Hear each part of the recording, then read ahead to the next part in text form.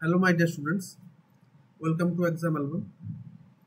আগের দিনের ভিডিওতে আমরা রিজনিংয়ের টপ 20 কোশ্চেন্সের প্র্যাকটিস সেট করেছিলাম। সেখানে আমরা 20টা কোশ্চেনের একদম ডিটেলসে সলভ করেছিলাম এবং তাদের সলিউশনগুলো আমি করে দিয়েছিলাম। ঠিক আছে, তো সেটা হচ্ছে রিজনিংয়ের 5th প্র্যাকটিস সেট ছিল। আজকে আমরা ম্যাথামেটিক্সের প্র্যাকটিস সেট 1 করব। এই প্র্যাকটিস সেটটা শুধুমাত্র এএনএম জিএনএম ছাড়াও ক্লাসিক এবং মিসেলেনিয়াস পরীক্ষার জন্য বিশেষভাবে কার্যকরী হবে। ঠিক আছে, আমি আগেই বলেছি যে পরীক্ষার আগে যত বেশি প্র্যাকটিস করবে, যত বেশি প্র্যাকটিস সেট সলভ করবে, যত বেশি মক টেস্ট দিতে থাকবে, তত হচ্ছে পরীক্ষার সময় বেশি ইমপ্রুভ করতে পারবে। ঠিক আছে, টাইম ম্যানেজমেন্টে সুবিধা হবে। ঠিক আছে, তো যত বেশি পারো সলভ করো। ঠিক আছে, তো এখানেও আজকের এই ভিডিওতে আমি 20টা কোশ্চেন সলভ করে দেবো। তোমরা কোশ্চেন আসার সাথে সাথে প্রথমে পজ করে কোশ্চেনগুলো সলভ করবে, তারপর সলিউশনটা দেখবে। যদি পেরে যাও তাহলে ফাস্ট ফরওয়ার্ড করে দিতে পারো, আর যদি না পারো তাহলে হচ্ছে আমার সলিউশনটা দেখবে। তাছাড়া বলবো তোমার এক ধরনের অ্যাপ্রোচ হতে পারে, আমার এক ধরনের আলাদা অ্যাপ্রোচ হতে পারে, তাই বলবো ভিডিওটা পুরোটা দেখো। ঠিক আছে, দরকার হলে তোমার যদি টাইমের থাকে 1.5x 2x করে দেখে নিতে পারো। এটা একটা সুবিধা রেকর্ডেড ক্লাসের। ঠিক আছে, চলো তাহলে আজকে ক্লাসটা শুরু করা যাক।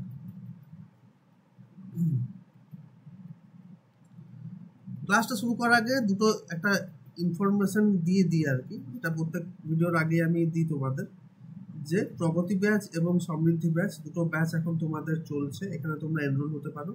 প্রগতি ব্যাচ হচ্ছে দুটোই একটা ক্র্যাশ কোর্স, একটা করে ক্র্যাশ কোর্স, যেখানে প্রগতি ব্যাচটা হচ্ছে একটা লাইভ ক্লাস এবং সমৃদ্ধি ব্যাচটা একটা রেকর্ডেড ক্লাস। অর্থাৎ প্রগতি ব্যাচে তোমরা লাইভ ক্লাসের সাথে সাথে রেকর্ডেড ক্লাসগুলোও দেখতে পাবে।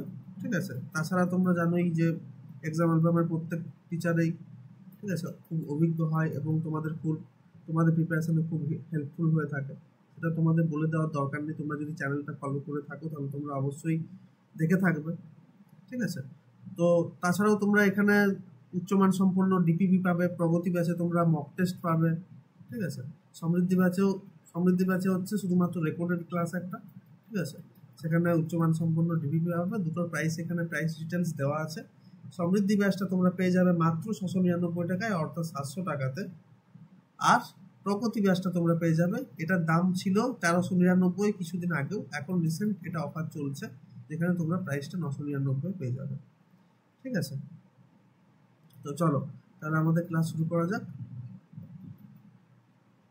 প্রথম কোশ্চেনে কি এসছে দেখো। আচ্ছা, এখানে পিপিটা তৈরি করার ক্ষেত্রে একটা ভুল হয়ে গেছে। এখানে রিজনিংগুলো ম্যাথামেটিক্স হবে। ঠিক আছে, রিজনিং প্রত্যেকটাই ভুল হয়ে গেছে। এখানে ঠিক লেখা আছে যদিও ম্যাথামেটিক্স প্র্যাকটিস সেট, এটা রিজনিং হবে না, এটা ম্যাথামেটিক্স হবে। চলো, একটি দ্রব্য 40% ছাড়ে বিক্রি করা হয়। দ্রব্যটি ক্রয়মূল্য বিক্রয় মূল্য অনুপাত 5:8 হলে দ্রব্যটির মুদ্রিত মূল্য নির্ণয় করো। যখন ওই দ্রব্যটি বিক্রয় করলে 450 টাকা লাভ হয়। তোমরা কি কি দিয়েছে আগে সব একে একে তোমরা ঠান্ডা মাথায় দেখো। একটি দ্রব্য 40% ছাড়ে বিক্রি করা হয়। ছাড়ের কথা যখনই বলা হয়েছে, ছাড় কিসের উপর ডিটারমাইন করা হয়? ছাড় সবসময় আমাদের এমআরপির উপর, অর্থাৎ মুদ্রিত মূল্যের উপর নির্ধারণ করা হয়। তাহলে এখানে মুদ্রিত মূল্য, একটা হচ্ছে তোমার সেলিং প্রাইস আর কস্ট প্রাইস, এই তিনটা আমি আলাদা আলাদা সব করলাম। প্রথমেই বলেছি 40% ছাড়ে বিক্রি করা হয়। 40% বলতে আমাদের যেটা সবার আগে মনে পড়বে, 40% মানে কি? 40% মানে হচ্ছে 2/5, অর্থাৎ 5 টাকার একটা জিনিস আমাদের 2 টাকা ছাড় দেওয়া হয়, অর্থাৎ 3 টাকায় বিক্রয় করা হয়। এটাতে কারো কোনো অসুবিধা নেই। ঠিক আছে, আর একটা জায়গায় দিয়েছে, এটা প্রথমে আমরা 40% ছাড়ে যখন বিক্রয় করা হয় বলা হলো, তখনই আমরা বুঝে নিলাম যে এখানে কিসের কথা বলা হচ্ছে। এখানে হচ্ছে এমআরপি ইজ টু মুদ্রিত মূল্য আর সেলিং প্রাইসের রেশিও, যেটা বিক্রয় মূল্যের রেশিও 5:3 বলা আছে, এটা আমি জানতে পেরে গেলাম। এবারে নেক্সট আমরা যেটা দেখবো যে ক্রয় মূল্য বিক্রয় মূল্যের অনুপাত 5:8, অর্থাৎ ক্রয় মূল্যটা যদি 5 হয়, বিক্রয় মূল্যটা হয়ে যাবে 8। ঠিক আছে, 5:8 বলা আছে, কিন্তু সেটাকে আমরা যেহেতু ক্রয় মূল্য ইজ টু বিক্রয় মূল্য বলেছে, তাই ক্রয় মূল্যটাকে আগে 5 লিখলাম আর বিক্রয় মূল্যটাকে 8 লিখলাম। খুবই ইজি জিনিস। এবার আমরা জানি এই প্রসেসটা তোমাদের পেড ক্লাসে আমি শিখিয়েছি বা ইউটিউবের ক্লাসেও বলে দিয়েছি হালকা করে। যে যদি তোমাদের এখানে 3 থাকে, মানে এরকম যদি মাঝখানে একটা যদি যে কোনো একটা এলিমেন্টস থাকে যেটা ডবল থাকে, মানে এটাতেও আছে এটাতেও আছে, সেটা যদি মাঝে থাকে, ঠিক আছে, তখন তোমরা কি লিখতে পারবে, 3-র পাশে ফাঁকা জায়গাটাতে 3 আছে, তার পাশে 3ই লিখবো, এখানে 8 আছে, তার পাশের ফাঁকা জায়গাটাতে 8ই লিখবো, ঠিক আছে। এবার এগুলোকে গুণ করবো, গুণ করলে এটা পেয়ে যাবো, মার্ক প্রাইসটা পেয়ে যাবো 40, সেলিং প্রাইসটা পেয়ে যাবো 24 অ্যান্ড কস্ট প্রাইসটা পেয়ে যাবো 15। তাহলে এটা আমরা নতুন রেশিও পেয়ে গেলাম। এটা কিছু দিয়ে কাটাকাটি করা যাবে না, কিছু দিয়ে এটা ক্যান্সেলেশন করা যাবে না, সুতরাং এটাই থাকবে। এবার কি বলেছে, যখন ওই দ্রব্যটি বিক্রি করলে 450 টাকা লাভ হয়, তাহলে এখান থেকে দেখো, এটা যদি 40 ইউনিট হয়, এটা যদি 24 ইউনিট হয়, এটা যদি 15 ইউনিট হয়, কস্ট প্রাইস 15 ইউনিটে কিনে এনেছে ওই ব্যক্তি, দ্রব্যটাকে 15 ইউনিটে কিনে এনেছে আর 24 ইউনিটে বিক্রি করছে। 15 টাকায় কিনে এনে 24 টাকায় যদি বিক্রি করে, তার মানে তোমার কত টাকা লাভ হয়, এটা থেকে এটা মাইনাস করলেই পেয়ে যাব, 9 ইউনিট লাভ হয়, ঠিক আছে। কিন্তু কোশ্চেনে বলে দিয়েছে 450 টাকা লাভ হয়, মানে 9 ইউনিট ইকুয়াল টু হয়ে যাচ্ছে 450, ঠিক আছে। তাহলে 1 ইউনিট সমান কত হয়ে যাবে, 1 ইউনিট সমান হয়ে যাবে 50, ঠিক আছে। 1 ইউনিট সমান যদি 50 হয়ে যায়, তাহলে তোমরা কি বার করতে বলেছে সেটা আমরা আরামসে বার করে নিতে পারবো। দ্রব্যটির মুদ্রিত মূল্য নির্ণয় করো, দ্রব্যটির মুদ্রিত মূল্য নির্ণয় করো। মুদ্রিত মূল্য এখানে কত ছিল, 40 ইউনিট, তাহলে 1 ইউনিট সমান যদি 50 হয়, 40 ইউনিট সমান কত হয়ে যাবে, 40 ইন্টু 50, 40 ইন্টু 50, মানে এটা হয়ে যাবে 2000। তাহলে অপশন নাম্বার সি, যেটা হচ্ছে 2000, এটা হচ্ছে তোমাদের অ্যাবসলিউটলি কারেক্ট অ্যান্সার। আশা করছি এটা বুঝতে কোনো অসুবিধা হয়নি। যদি কোনো অসুবিধা থাকে, তোমরা রেকর্ডেড ভিডিও যেহেতু, তোমরা রিপিট করে পজ করে আরেকবার দুবার শুনে দেখে নিতে পারবে। যেমন তোমরা লাইভ ক্লাসে আমাকে বলো স্যার একবার রিপিট করুন, ঠিক আছে, সেরকম তোমরা এখানে নিজেদের ইচ্ছে মতো পজ করে পরে একবার রেকর্ডেড করে নিতে পারবে, মানে আরেকবার রিপিট করে নিতে পারবে, ঠিক আছে। চলো সেকেন্ড কোশ্চেনে চলে আসি খুব তাড়াতাড়ি। 2 প্রকার ব্লেন্ডের মিশ্র চায়ের দার্জিলিং ও অসম চায়ের আসাম চা অনুপাত যথাক্রমে 3:5 আর 6:1, ঠিক আছে। 2 প্রকার ব্লেন্ড আছে, ব্লেন্ড আছে বলতে এখানে তুমি ধরো আসাম চায়ের অনুপাত যে কোনো একটাকে তুমি এখানে ধরে নাও। এখানে 2 প্রকার ব্লেন্ড, এটা হচ্ছে ফার্স্ট ব্লেন্ড, ব্লেন্ড মানে কি মিশ্রণ যেটাকে বলা হয় আর কি, এটা হচ্ছে সেকেন্ড ব্লেন্ড। মানে যখন 2 প্রকার জিনিস মিক্স করে একটা কিছু তৈরি করা হয়, তখন সেটা সেই তৃতীয় জিনিসটা হচ্ছে একটা ব্লেন্ড, ঠিক আছে। তো দুটো এখানে কি হচ্ছে, প্রথম ব্লেন্ডে আসাম চা দার্জিলিং চা আসাম চা অনুপাত 3:5 দেওয়া আছে, ঠিক আছে। আবার দ্বিতীয়টাতে 6:1 দেওয়া আছে। এখানে আমরা কি করব, দুটোকে জিনিসকে নিয়ে একসাথে এগিয়ে চলা যাবে না। এই দুটো ব্লেন্ডের মধ্যে থেকে যে কোনো একটা জিনিসকে তুমি ধরে নাও, যে কোনো একটাকে, সেটা সবগুলোর ক্ষেত্রে সেটাকেই ধরতে হবে। তো আমরা দার্জিলিংটাকে ধরে নিচ্ছি, ঠিক আছে। দার্জিলিং চা আসাম চার চেয়ে বেশি ভালো খেতে হয়, ঠিক আছে, সেই হিসাবেই দার্জিলিং চাটাকে ধরে নিচ্ছি আমি। তাহলে এখানে দার্জিলিং চার হচ্ছে 3:5, মানে দার্জিলিং চার দাম আনুপাতিক ভাগার হয়ে গেল 3/8। সেকেন্ড ব্লেন্ডটাতে কত, 6/7, পুরো তো আনুপাতিক ভাগার যেভাবে বার করতে হয়, প্রথমে যেটা বার করতে বলছে সেটা লিখবো আর নিচে সেগুলো যোগ করবো, ঠিক আছে।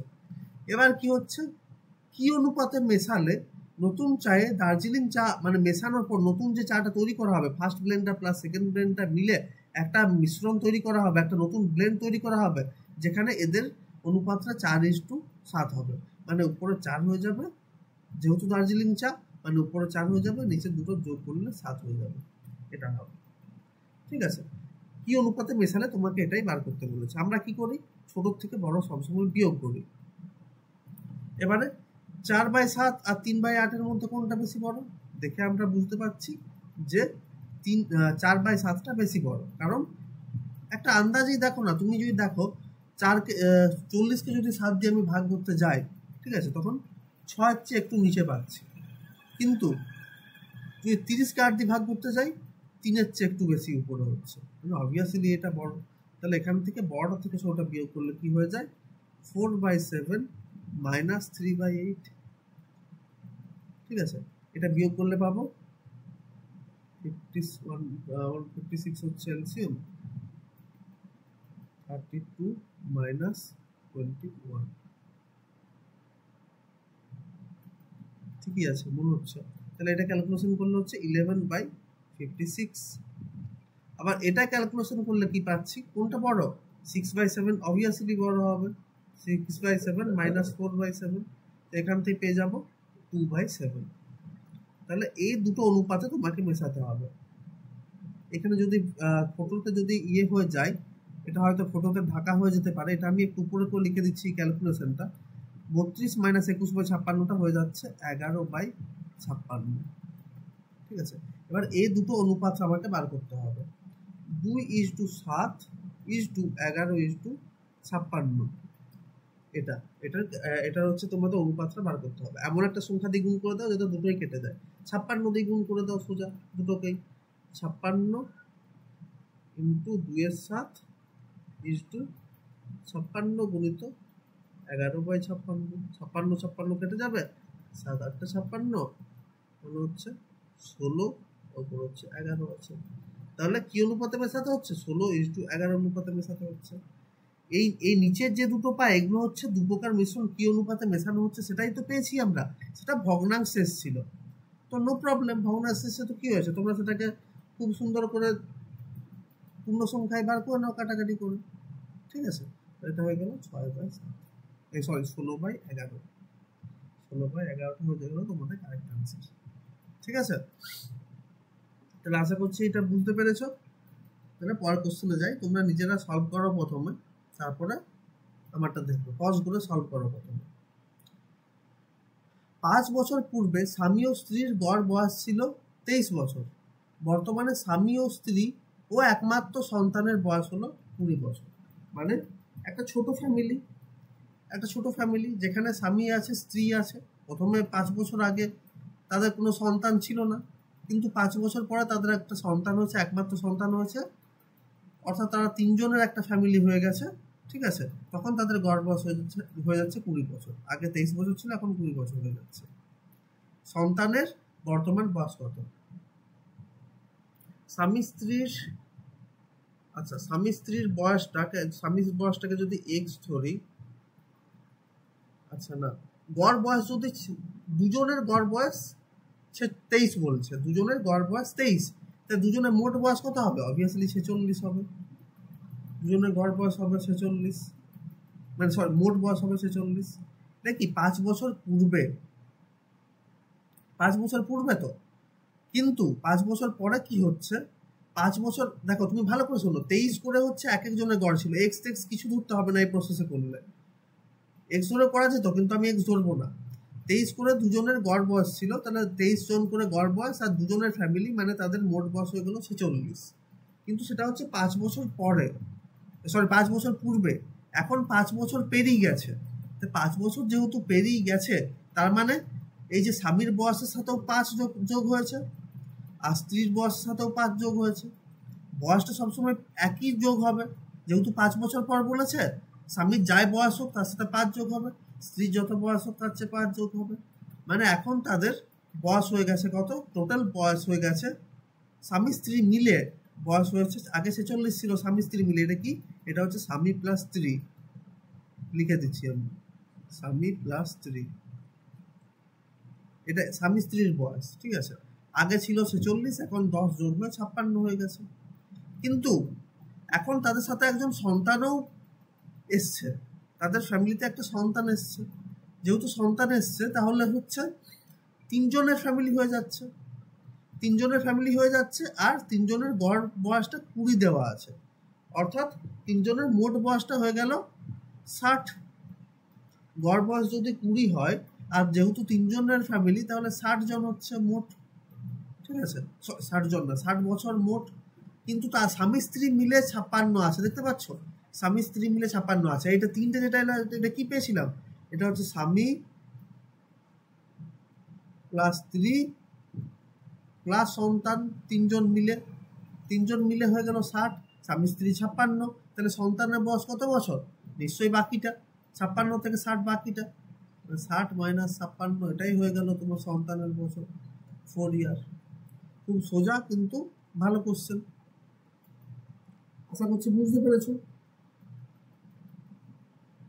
যদি বুঝতে পেরে থাকো তাহলে এখনই, যদি লাইক না করে থাকো ভিডিওটা লাইক করে দাও। তোমাদের তো উচিত ভিডিওটা দেখে লাইক করে দেওয়া। অনেক কষ্ট করে হচ্ছে তোমাদের জন্য সব ইম্পর্টেন্ট কোশ্চেন চুজ করতে হয়, ঠিক আছে, সেগুলো সলভ করতে হয়, ঠিক আছে। তো তোমরা এগুলো একটু লাইক করে দিও, আর কেমন লাগছে ভিডিওটা দেখে একটু কমেন্ট বক্সে জানিও। আর যদি ভালো লেগে থাকে তাহলে বন্ধু বান্ধবীদের সাথে শেয়ার করে দিও, তাতে চ্যানেলের গ্রোথ হবে। আমার ভালো লাগবে যে হ্যাঁ চ্যানেলে এত শেয়ার আসছে, এত ভিউজ আসছে, আমারও ভালো লাগবে, মোটিভেশন পাবো। ঠিক আছে, চলো নেক্সট কোশ্চেনে যাই। পেট্রোলের মূল্য 25% বৃদ্ধি পেয়েছে, পেট্রোলের ব্যবহার কত কমালে পেট্রোল বাবদ খরচ অপরিবর্তিত থাকবে? পেট্রোলের মূল্য 25% বৃদ্ধি পেয়েছে বলেছে।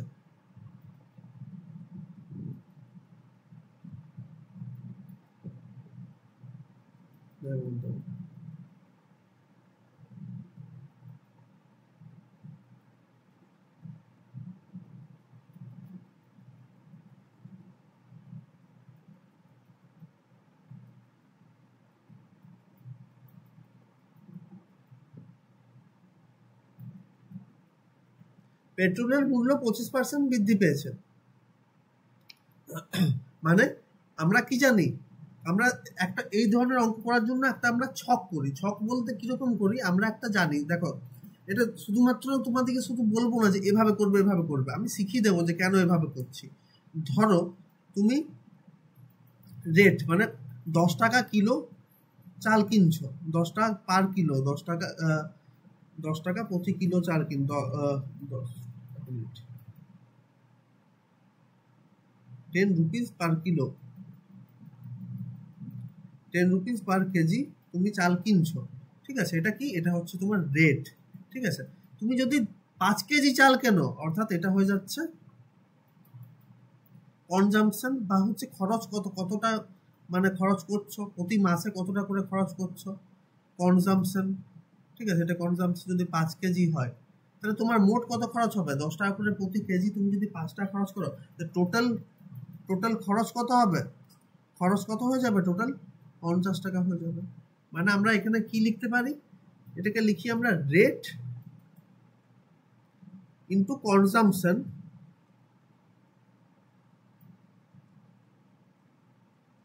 এখানে হয়ে যাচ্ছে টোটাল কস্ট, ঠিক আছে, খরচ যেটাকে বলি আর কি, টোটাল কস্ট কত হয়, ঠিক আছে।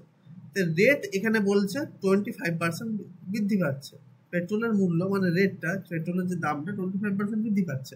25% বৃদ্ধি মানে 100 থেকে 125 হচ্ছে, ঠিক আছে। কিন্তু পেট্রোলের ব্যবহার কত কমালে পেট্রোলের বাবদ খরচ অপরিবর্তিত থাকবে, মানে খরচটা এক রাখতে চেয়েছে, এটাও এক রাখতে চেয়েছে। এটা সবসময় এই দুটো, এটা যেটা আছে এটাই রাখতে চেয়েছে। শুধু এক বলে বলবো না, এক বলতে এক বলা যায় না এটাকে। ধরো আমি ধরে নিচ্ছি যে এটা ধরো 1,000 টাকা টোটাল ওর খরচ হতো আগেও, এখনো সে 1,000 টাকাই রাখতে চাইছে, ধরে নিচ্ছি। এটা 1,000 কোথাও বলা নেই, যেহেতু বলেছে এক রাখতে চেয়েছে, আমি যে কোনো একটা নাম্বার ধরলাম। তারপর তোমাকে আরো বেশি কনসেপ্টটা বলে দেবো। এখন আপাতত ধরে নাও যে 1,000 টাকার পেট্রোলে সে আগেও কিন্তু এখনো কিনছে।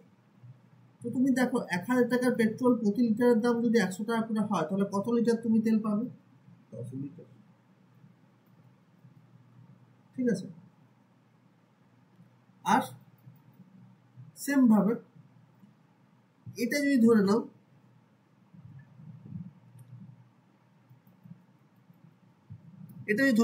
যখন দাম বেড়ে যাচ্ছে তখন কত লিটার পাবে? 8 লিটার, 8ই তো, হ্যাঁ 8ই পাবে। এবার কি হচ্ছে দেখো, এটা যদি অনুপাত তুমি বার করে দেখো, এটা যদি কাটাকাটি করে দেখো, রেট কত হচ্ছে? রেট হয়ে যাচ্ছে 25 দিয়ে কাটলে 25 4 100, 25 5 125, 4/5। এটাকে যদি কাটাকাটি করে দেখো কি আসবে? এটাকে যদি কাটাকাটি করে দাও, কাটাকাটি করছি না, আমি জাস্ট দেখানোর চেষ্টা করছি। 2 দিয়ে যদি কাটি 5/4 হলো তো, লিখতে পাচ্ছি আমরা। মানে রেটটা যেটা ছিল কনজাম্পশন রেট, আর রেট 4 থেকে 5 হয়েছে, কনজাম্পশন 5 থেকে 4 হয়ে যাচ্ছে। দেখতে পাচ্ছ কি হচ্ছে? রেট যখন 4 থেকে 5 হচ্ছে অর্থাৎ বাড়ছে, তখন কনজাম্পশনটা ঠিক উল্টো ভাবে কমে যাচ্ছে, 5 থেকে 4 হয়ে যাচ্ছে। মানে আমি বলতে পারি যে যদি টোটাল কস্টটা সেম থাকে, টোটাল খরচটা যদি পেট্রোল বাবদ খরচটা যদি অপরিবর্তিত থাকে, তার মানে আমরা বলতে পারি যে রেট যেহেতু বেড়েছে তাহলে কনজাম্পশন কমাবে। কি হারে কমাবে? ঠিক এই হারে কমাবে। ঠিক আছে, 100/125 এই হারেই কমাবে। তো এত কিছু করার দরকার নেই, তুমি জাস্ট এরকম মনে রাখবে যদি খরচ অপরিবর্তিত থাকে তখন তোমায় কি করতে হবে, খরচকে যদি অপরিবর্তিত রাখতে হয় তখন রেটটার সাথে কনজাম্পশনটা ব্যস্ত সম্পর্কে থাকে, ইনভার্স প্রপোর্শনে থাকে। অর্থাৎ আমি আরো সোজাভাবে যদি এটাকে বলি, এত ক্যালকুলেশন না করে যদি শুধুমাত্র এরকমও বলে দিই যে এগুলো কিচ্ছু করার দরকার নেই, ইনভার্স প্রপোর্শনে আছে যেহেতু আমাকে বলে দিয়েছে, ডাইরেক্ট আমি যদি কনজাম্পশনটা 100 থেকে 125 হচ্ছে, রেটটা 100 থেকে 125 হচ্ছে, কনজাম্পশনটা 125 থেকে 100 হয়ে যাবে, এটা যদি লিখে দিই কেউ আমাকে ভুল বলবে না, কারণ আমাকে পার্সেন্টেজটা বার করতে দিয়েছে। পার্সেন্টেজ কত কমছে তুমি দেখো, আগে দেখো কত কমছে, এগুলো তো প্রত্যেকটা ইউনিট, এগুলো অ্যাকচুয়ালি ভ্যালু নয়, এগুলো জাস্ট আমি ধরেছি। ঠিক আছে, তাহলে কনজাম্পশন কত কমছে দেখো, 25 ইউনিট কমছে। আগে কত ছিল? 125 ছিল। সেটাকে যদি আমি পার্সেন্টে করি 100 দিয়ে গুণ করতে হবে। 25 5-এ 100, 25 4-এ 5, 5 2-এ 10, 0। অর্থাৎ 20%। অর্থাৎ পেট্রোলের ব্যবহার কত কমাতে হবে? 20% কমাতে হবে। পেট্রোলের খরচ 20% কমাতে হবে। ঠিক আছে,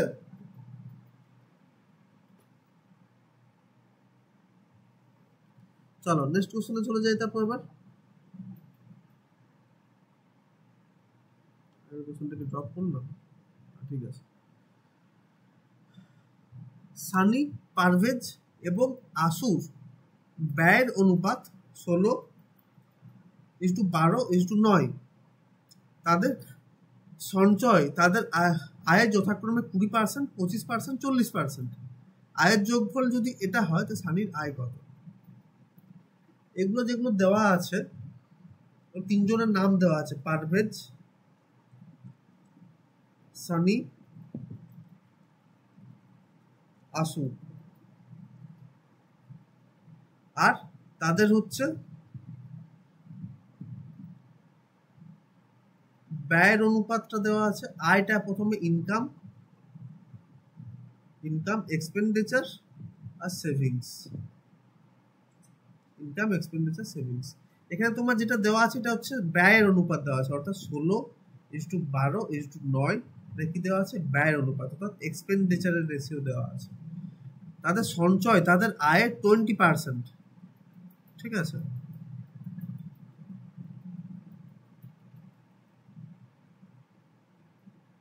তাদের সঞ্চয় আর একটা সেভিংস, তাদের আয়ের 20%।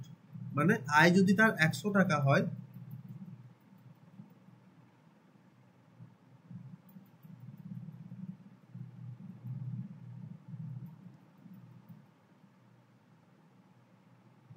তাহলে সেভিংস কত হয়ে যাবে? তার সঞ্চয় হচ্ছে 20%, তার সেভিংস হয়ে যাবে 20।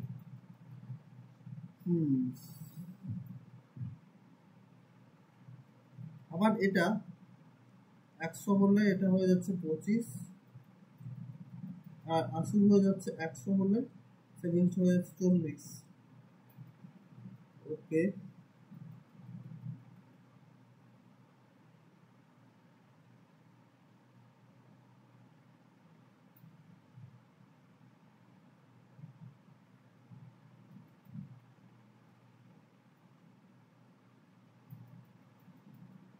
তাদের আয়ের যোগফলটা দেওয়া আছে।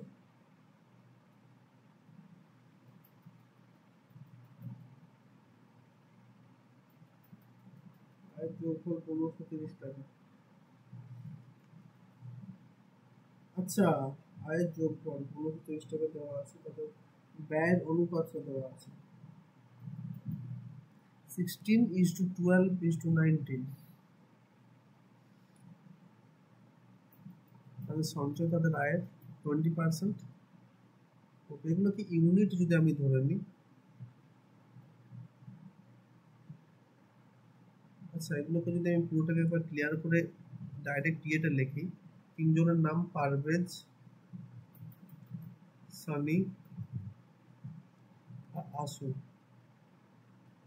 পারভেজের হচ্ছে 20% তার সেভ করে, অর্থাৎ 20% সেভ করে মানে আমি বলতে পারি যে সে যদি 20% মানে কত, আগে আমি দেখে নিই। 20% ইকুয়াল টু 1/5, মানে সে যদি 5 টাকা ইনকাম করে, ইনকাম যদি 5 হয়, এক্সপেন্ডিচার যতই হোক, এক্সপেন্ডিচার কত হবে, এক্সপেন্ডিচার জানি না, এক্সপেন্ডিচার কত হবে, সেভিংস হয়ে যাবে তার, সেভিংস হয়ে যাবে 1, 20% সেভ করে। তারপরে হচ্ছে 25% মানে 4 যদি তার ইনকাম হয়, সেভ করবে 1। আর 40% মানে হচ্ছে 40% মানে 2/5, অর্থাৎ 5 যদি তার ইনকাম হয়, 2 তার সেভ করবে।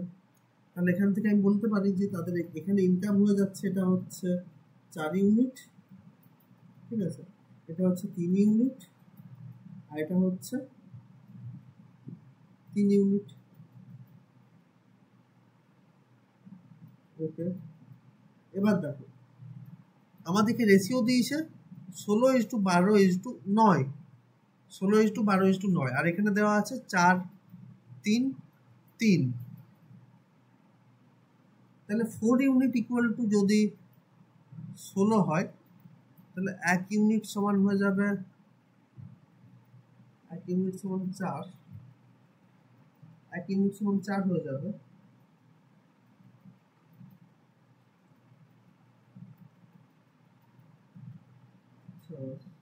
আয়ের যোগফলটা দেওয়া আছে,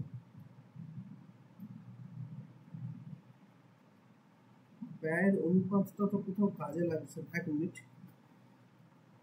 এগুলো হচ্ছে, ঠিক আছে, সব ইউনিট লিখলাম। তাদের ব্যয়ের অনুপাত যথাক্রমে এটা কোথায় কাজে লাগছে এখন জানি না, কিন্তু তাদের সঞ্চয়, তাদের আয়ের যোগফলটা 1530, ওটা 5 আর 9, 5 হচ্ছে 14 unit.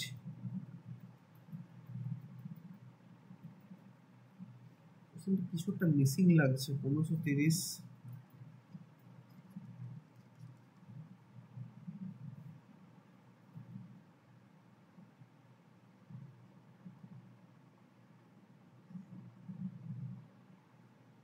Two by 40% equal to কত হচ্ছে, 2/5, 5 মধ্যে 2 সেভ করছে।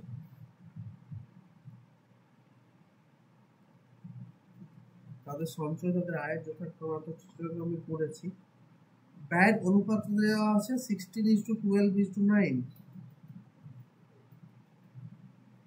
আচ্ছা, সবগুলো তো সেম না, এটা হচ্ছে, এটাকে এক্স ধরতে হবে, এটাকে ওয়াই ধরতে হবে, এটাকে জেড ধরতে হবে, প্রত্যেকটা একটু সেম নয়, কারণ প্রত্যেকটার ক্ষেত্রে রেশিওটা আলাদা আলাদা হবে আমার, x Y Z.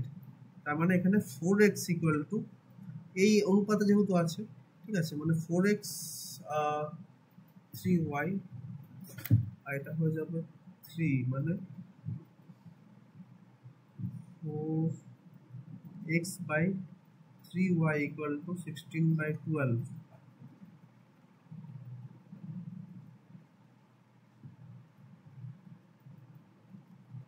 x is to y equal to 1 is to, এদিকে তো আমি লিখছি, এদিকে তোমরা দেখতে পাবে না, এদিক থেকে আমি মুছে ওদিকে লিখি, এদিকে ক্যামেরাটা ঢাকা হয়ে যাবে, এদিকটা থেকে মুছে দিচ্ছি।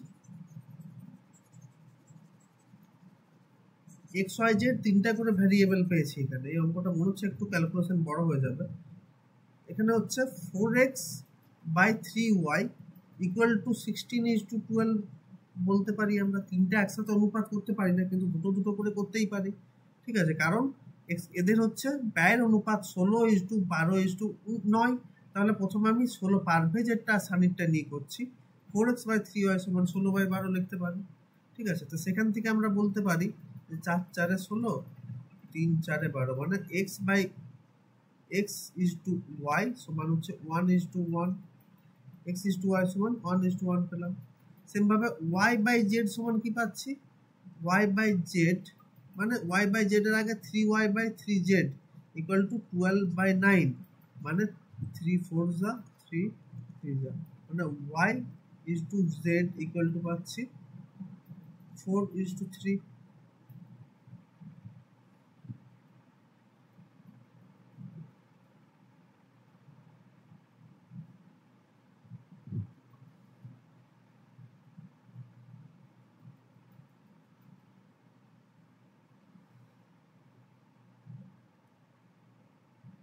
4x ইকুয়াল টু 16 হলে এটা 20 হবে, এটা 16 হবে, এটা হ্যাঁ এবার ঠিক আছে, এবার বুঝে গেছি ব্যাপারটা। কোশ্চেনটা ট্রিকি কোশ্চেন ছিল। পারভেজ, সানি, আসু, তাদের ব্যয়ের অনুপাতটা দেওয়া আছে, ঠিক আছে, আর তাদের সঞ্চয় দেওয়া আছে, সঞ্চয় কত পার্সেন্ট করে সেভিংসে, সেটা কত সেভিংস করে সেটা দেওয়া আছে। তাহলে 20% মানে যদি 5 টাকা, মানে 20% মানে আমরা জানি, এগুলো একবার বলে দিচ্ছি, তাও তোমাদের 1/5 মানে তার যদি 5 টাকা ইনকাম হয়, সে সেভ করবে কত, 1 টাকা। আর সানি বলছে 24% মানে 25% মানে হচ্ছে 1/4 মানে সে 4 টাকা যদি ইনকাম করে স্পেন্ড করবে, সেভিংস করবে 1 টাকা। সেম ভাবে 40% মানে কি, 40% মানে হচ্ছে 2/5 মানে সে যদি 5 টাকা ইনকাম করে 2 টাকা সে সেভ করবে, ঠিক আছে। এবার মাঝে যেটা থাকলো সেটা হয়ে যাচ্ছে কি, সেটা হচ্ছে তার এক্সপেন্ডিচার, ঠিক আছে। 5 টাকা থেকে 1 টাকা হয়ে যাচ্ছে মানে সে 4 ইউনিট খরচ করছে, এগুলোকে এক্স ধরলাম প্রথমটাকে। দ্বিতীয়টাকে কি ধরলাম, ওয়াই। 4y থেকে 1y হয়ে যাচ্ছে মানে 3y সে খরচ করছে। 5y থেকে 2y হয়ে যাচ্ছে মানে এখানেও সে 3y খরচ করছে। তাদের অনুপাতটা দেওয়া আছে 16:12:9, মানে 16 হওয়ার জন্য এটাকে 4 দিয়ে গুণ করছে। 16 হতে হলে x কে 4 হতে হবে, 16 হতে গেলে x কে 4 হতে হবে। তাহলে এখানে এটা হয়ে যাচ্ছে 20। এখান থেকে বলতে পারি এটা হয়ে যাচ্ছে, যেহেতু এখানে 4 দিয়ে গুণ করছি, তাহলে এটাকেও 4 দিয়ে গুণ করি, তাহলে এটা হয়ে যাবে 20, ঠিক আছে। তারপরে এটা 12 হওয়ার জন্য এটাকেও 4 দিয়ে গুণ করছি, মানে এটাকেও 4 দিয়ে গুণ করো, মানে 4 4 16। আর 9 হওয়ার জন্য এটাকে 3 দিয়ে গুণ করছি, তাহলে এটাকেও 3 দিয়ে গুণ করো, মানে হয়ে যাবে 15। এবারে এগুলো এই 20 ইউনিট, 16 ইউনিট আর 15 ইউনিট, এগুলোর যোগফল হয়ে যাচ্ছে 1530। আয়ের যোগফল 1530। তোমরা যোগ করে দেখো কত হচ্ছে, 36 আর 15 হচ্ছে 51। 51 ইউনিট সমান হয়ে যাচ্ছে 1530। তাহলে 1 ইউনিট সমান হয়ে যাচ্ছে 30। 1 ইউনিট সমান 30 পেয়ে গেল, ঠিক আছে। 1 ইউনিট সমান 30 পেয়ে যেতে সানির আয় কত জিজ্ঞেস করেছে। তাহলে 1 ইউনিট 16টা কত সেটা বার করতে হবে। 1 ইউনিট সমান যদি 30 হয়, তাহলে 16 ইউনিট ইকুয়াল টু কত, ইন্টু 30, মানে হয়ে যাচ্ছে 480। তো সানির আয় হয়ে যাচ্ছে 480 টাকা। কোশ্চেনটা ট্রিকি কোশ্চেন ছিল, এটা একটু ভালো করে দেখে নেবে। প্রথম দুবার একটু মানে কোশ্চেনটা বুঝতে একটু অসুবিধা হয়েছিল, তার জন্য করলাম, একটু টাইম লেগে গেল, ঠিক আছে। তোমরা এই যেটা লাস্ট পার্ট যেটা বলে দিলাম সেটা তোমরা আরেকবার রেকর্ডেড মোডে দেখে নেবে, তাহলেই বুঝে যাবে। চলো পরের কোশ্চেনে যাচ্ছি। একজন ব্যক্তি তার কন্যা, স্ত্রী ও পুত্রকে 3,30,000 টাকা এমন ভাবে বিতরণ করেন যে কন্যার 1/2 অংশ স্ত্রীর, ঠিক আছে, 1/4 অংশ কন্যার 1/2 অংশ স্ত্রীর 1/4 অংশ, আচ্ছা, কন্যার 1/2 অংশ স্ত্রীর 1/4 অংশ এবং পুত্রের 1/5 অংশের সমান। মানে কন্যা মানে ডটার যে আছে, ডটারের 1/2 অংশ তার স্ত্রীর 1/4 অংশের সমান, মানে ওয়াইফ ইন্টু 1/4। সেখান থেকে আমরা বলতে পারি daughter by wife equal to হয়ে যাবে, 2টা উপরে চলে যাবে, 4টা এখানে থেকে যাবে, মানে 1/2, মানে daughter by wife equal to হয়ে গেল 1/2। আর ডটার হলো একটা কি বলেছে, পুত্রের 1/2 অংশের সমান, মানে কন্যার 1/5 অংশের সমান, মানে ডটার ইন্টু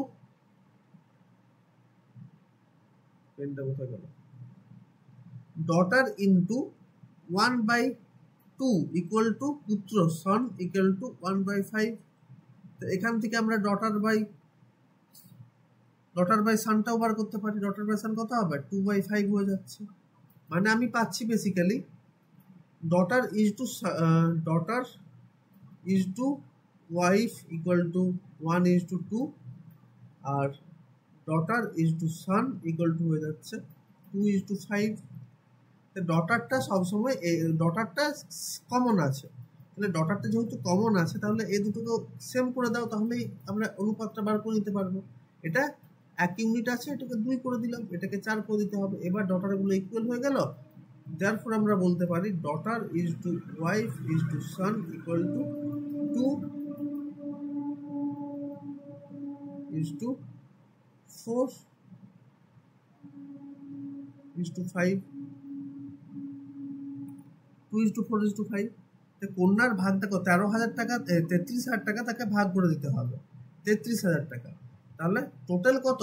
2 ইউনিট, 4 ইউনিট আর 5 ইউনিট, এগুলো যোগ করলে কত হয়? Total 11 unit.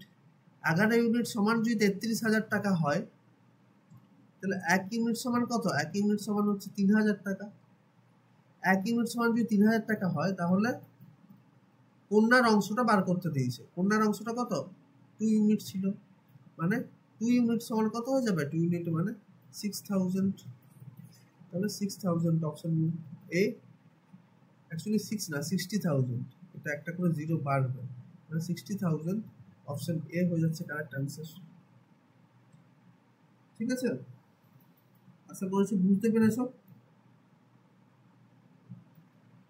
পরের কোশ্চেনে চলে যাচ্ছি আমি।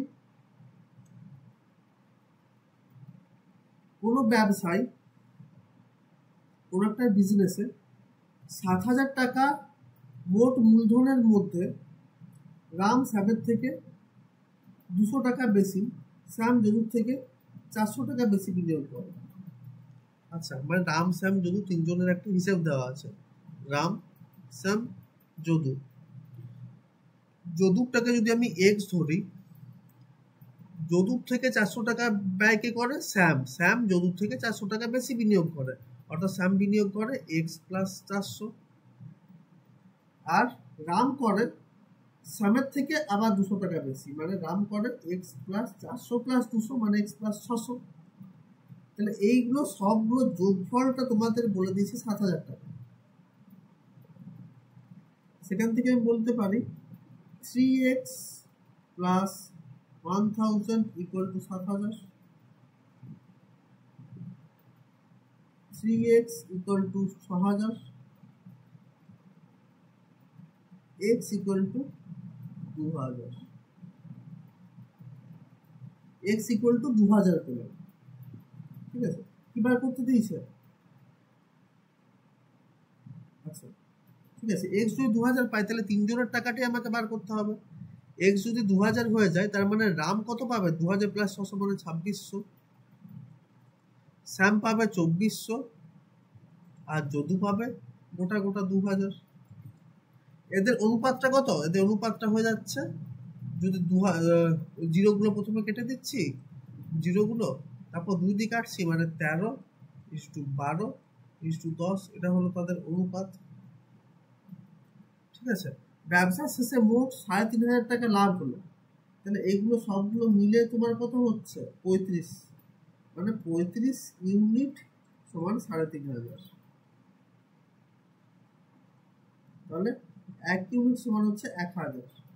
রাম কত লভ্যাংশ পাবে? রামের কত ছিল? রামের ছিল একদম প্রথমেরটা, মানে 13 ইউনিট। তাহলে 1 ইউনিট সমান যদি 13,000 হয়, 13 ইউনিট সমান হয়ে যাবে 13,000। This is the correct answer. 13,000 টা কারেক্ট অ্যান্সার হয়ে গেল। আশা করছি বোঝা গেছে। নেক্সট কোশ্চেন আমি চলে যাই ঝটপট।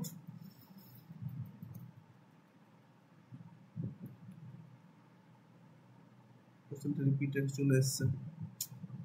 ঠিক আছে, পরেরটা যাই। একটি নির্দিষ্ট পরিমাণ টাকার 7 বছর পর সরল সুদ হয় 1,750 টাকা। সুদের হার যদি 2% বেশি হতো, তাহলে কত বেশি সুদ পাওয়া যেত? এখানে তোমার কি কি দেওয়া আছে? এই কোশ্চেনটা খুব ভালো কোশ্চেন, দেখো ভালো করে, তোমাদের অনেকেই এই কোশ্চেনটা ছেড়ে চলে আসবে, আমি জানি। 7 বছর পর সুদ হয়, শুধু টাইম দেওয়া আছে, আর সুদ কত হয় সেটা দেওয়া আছে। রেটও দেওয়া নেই, রেট দেওয়া নেই, রেট কোশ্চেন মার্ক। আবার তোমার হচ্ছে প্রিন্সিপাল কত টাকা ধার নিয়েছিল, ঠিক আছে, বা কত টাকা ব্যাংকে জমা রেখেছিল, এসবগুলো কিছু দেওয়া নেই, প্রিন্সিপালও দেওয়া নেই, রেটও দেওয়া নেই। তো দুটো জিনিস যদি তোমাদের মিসিং থাকে, শুধু বলেছে 7 বছর পর 750 টাকা সুদ পায়, এটা দেখে তো আমি বুঝতে পারছি না যে সে কত পার্সেন্টেজ ধার নিয়েছে, কত টাকায় ধার নিয়েছে। তোমাদের টোটাল চারটা জিনিস থাকে, পি যেটা হচ্ছে প্রিন্সিপাল, টি যেটা হচ্ছে টাইম, আর যেটা হচ্ছে রেট অফ ইন্টারেস্ট, আর আই যেটা হচ্ছে ইন্টারেস্ট। ঠিক আছে, চারটা জিনিস থাকে।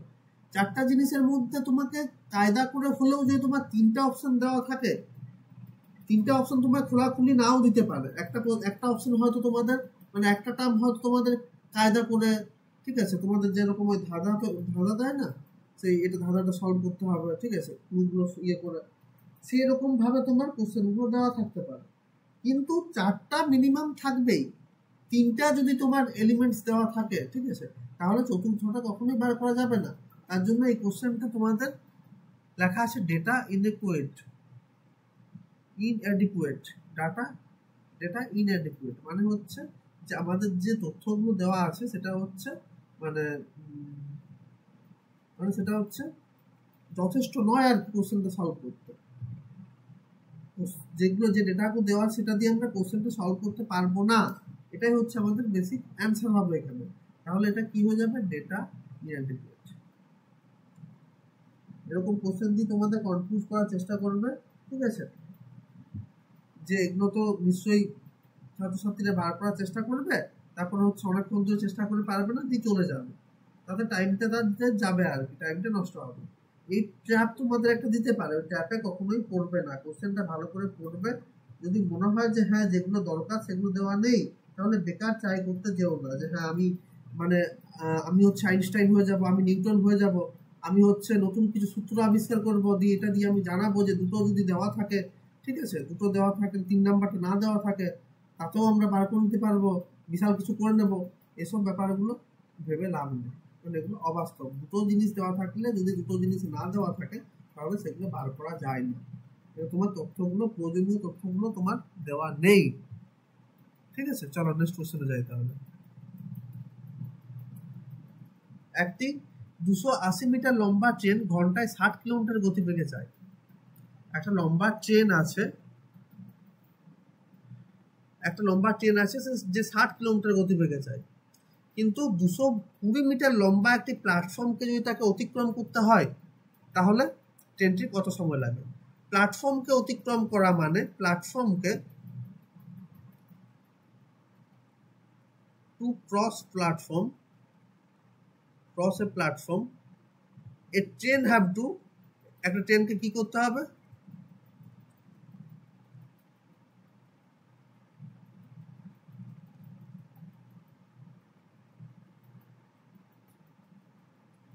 cover a distance of his own length plus length of platform. অর্থাৎ এটাকে যদি আমি বাংলা বলি, একটা যদি প্ল্যাটফর্মকে অতিক্রম করতে হয়, ঠিক আছে, তার মানে ট্রেনটা কি করতে হবে? ট্রেনের নিজের দৈর্ঘ্যটাকে অতিক্রম করতে হবে, প্লাস প্ল্যাটফর্মের যে দৈর্ঘ্যটা আছে, যে প্ল্যাটফর্মটাকে সে ক্রস করবে সেটাকে অতিক্রম করতে হবে। তাহলে এক্ষেত্রে টোটাল ডিস্টেন্স কত হয়ে যাচ্ছে? 280 প্লাস 220 মানে হয়ে যাচ্ছে 500 মিটার। ডিস্টেন্স হয়ে গেল 500 মিটার। স্পিডটা এখানে দেওয়া আছে 60 কিলোমিটার, ঘন্টায় 60 কিলোমিটার বলা আছে, মানে 60 কিলোমিটার পার আওয়ার। তাহলে এটা কি দেওয়া আছে? কিলোমিটার পার আওয়ার দেওয়া আছে, কিন্তু তোমাদের এখানে মিটার চাই। তাহলে 60 কিলোমিটার আওয়ারকে মিটার করতে হলে সবসময় আমি বলেছি 5/18 দিয়ে মাল্টিপ্লাই করতে হবে, ঠিক আছে। মানে 60 ইন্টু 5/18, 6 3 যা 6 10 যা, এটা হচ্ছে 50/3 কিলোমিটার পার আওয়ার। এবার এটা একটু দেখতে ভয় লাগছে, কিন্তু এটা তোমার পরে গিয়ে পুরো কেটে যাবে, সুতরাং এটা নিয়ে টেনশন করার কোনো ব্যাপার নেই, ঠিক আছে। স্পিডটা হলো এটা আর ডিস্টেন্সটা হলো এটা। তো টাইম কত লাগবে? Time equal to distance by speed. ডিস্টেন্সটা তোমার দেওয়া আছে টোটাল 500 মিটার, ঠিক আছে, ভাগ 50/3 সমান সমান 500 গুণিত 3/50, সব কেটে গেল, আর 10 30 30, তাহলে এটা হচ্ছে 30 সেকেন্ড। তাহলে প্ল্যাটফর্মটা ক্রস করতে ওই ট্রেনটার 30 সেকেন্ড সময় লাগবে।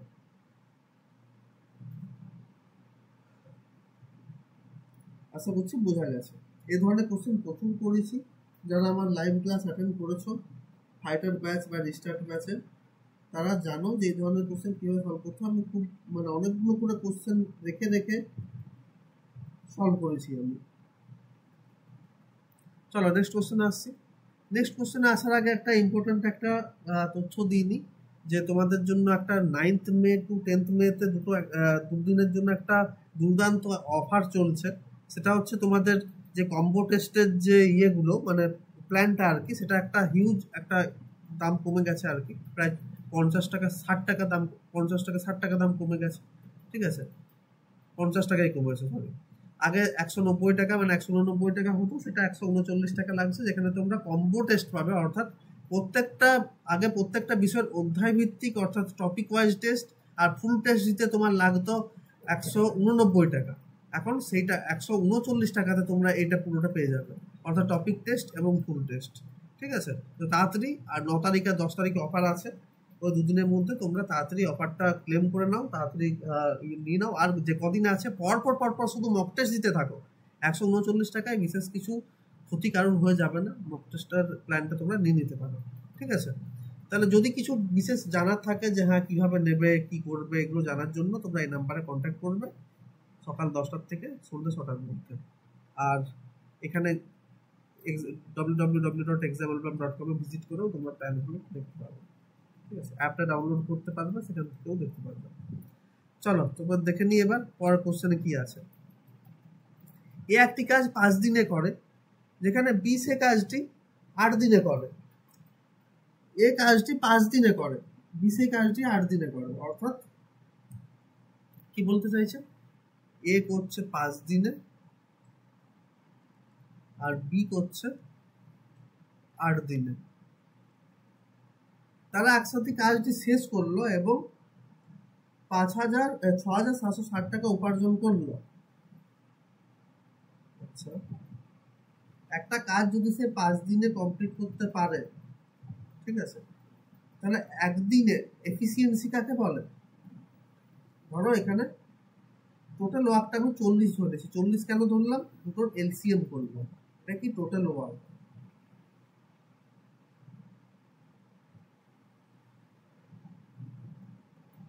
টোটাল ওয়ার্ক করতে 40 দিন সময় লাগে, টোটাল ওয়ার্কটা করতে। আর সে 5 দিন করে কাজ করছে, 5 দিনে সে কাজটা শেষ করছে, আর টোটাল ওয়ার্কটা 40 দিন লাগবে। তাহলে তো সে প্রত্যেক দিন কত করে কাজ করবে? 8, প্রত্যেক দিন 8 ঘন্টা করে কাজ করবে। 1 মিনিট উপার্জন করলো 4 দিনে করে, সেই কাজটি 8 দিনে করে। ঠিক আছে, এখানে তোমার এফিসিয়েন্সি যেটা পেয়ে গেলাম, এফিসিয়েন্সি পেয়ে গেলাম 8, আর বি এর এফিসিয়েন্সি পেয়ে গেলাম কত? 5। এগুলো কি? এগুলো হচ্ছে এফিসিয়েন্সি, এফিসিয়েন্সি মানে কে কতটা দক্ষ আর কি। তাহলে দক্ষতাটা হচ্ছে 8:5 অনুপাতে থাকছে। ঠিক আছে, 8:5। এফিসিয়েন্সির রেশিও ইকুয়াল টু 8:5। এবার যে যত বেশি এফিসিয়েন্স, যে যত বেশি দক্ষ, তাকে ততই বেশি টাকা দেওয়া হবে। ঠিক আছে, তাহলে অর্থাৎ 6,760 টাকাকে আমাকে ভাগ করতে হয়েছে 8/5 অনুপাতে। তাহলে এ কত পাবে সেটা জিজ্ঞেস করেছে। এ পাচ্ছে তোমার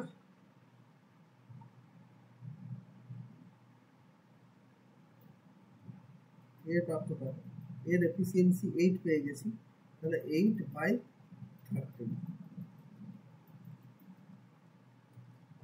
20তে 8 দিয়ে গুণ করলে 4,160।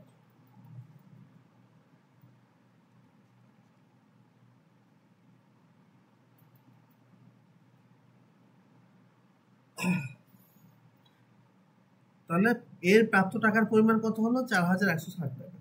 ক্লিয়ার? ঠিক আছে, নেক্সট কোশ্চেনে যাই তাহলে। যদি একটি বর্গক্ষেত্রের বাহু 30% বৃদ্ধি করা হয় তাহলে ক্ষেত্রফল কত বৃদ্ধি পাবে? এটা হচ্ছে পরিমিতির কোশ্চেন। এগুলো একটি বর্গক্ষেত্রের বাহু 30% বৃদ্ধি করা হলো, অর্থাৎ এটা একটা বর্গক্ষেত্র আছে, তার বাহুটা আগে ছিল 10, ঠিক আছে, আগে 10 ইউনিট ছিল, বাহু দৈর্ঘ্য প্রস্থ দুদিকে 10 ইউনিট করেছিল। এখন কি হলো, 3% বৃদ্ধি হলো। 3% বৃদ্ধির অর্থ কি, মানে 10 থেকে আরো 3 যোগ হয়ে যাবে, সরি 30% বৃদ্ধি হলো, মানে 10 থেকে 10-এর সাথে 3 ইউনিট যোগ হয়ে যাবে, ঠিক আছে। তারপরে এটা থেকেও একটা নতুন একটা আয়তক্ষেত্র পাচ্ছি, তাহলে এদিক থেকে পাচ্ছি 13, এদিক থেকে পাচ্ছি 13, তাহলে এরিয়া সমান এরিয়া ইকুয়াল টু কি হয়ে যাচ্ছে, area equal to 13 square equal to 169, ঠিক আছে। এটা পেয়ে গেলাম 169 বর্গ মিটার স্কোয়ার ইউনিট। আসলে মিটার টিটার তো জানি না, তাহলে স্কোয়ার ইউনিট। তাহলে আগে কত ছিল, আগে 10 ইউনিট করে যখন ছিল তখন কত স্কোয়ার ইউনিট ছিল, তখন ছিল 100 স্কোয়ার ইউনিট, আগে ছিল কত 100 স্কোয়ার ইউনিট।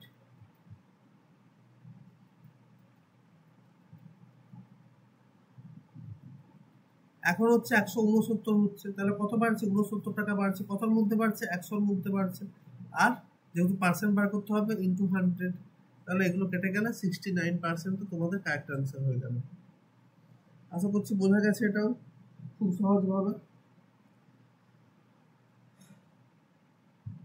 চলো পরের কোশ্চেনে যাই তাহলে। 8 সেন্টিমিটার বাহু বিশিষ্ট একটি ঘনক আংশিকভাবে জলে ভরা একটি আয়তক্ষেত্রাকার পাত্রে ফেলা হলো। একটা আয়তক্ষেত্রাকার পাত্র আছে, ছবিটা আমি আঁকছি না, আর্টিস্টিক মানসিকতার পরিচয় দিচ্ছি, দারুণ একটা ছবি আছে।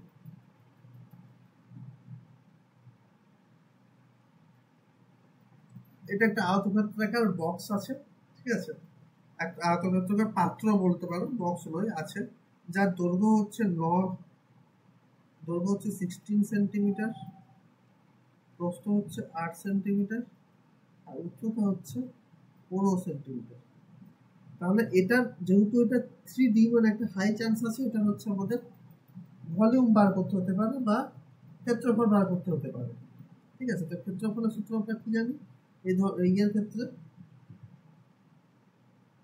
দৈর্ঘ্য ইন্টু প্রস্থ ইন্টু উচ্চতা, মানে মোট এর ইয়েটা হচ্ছে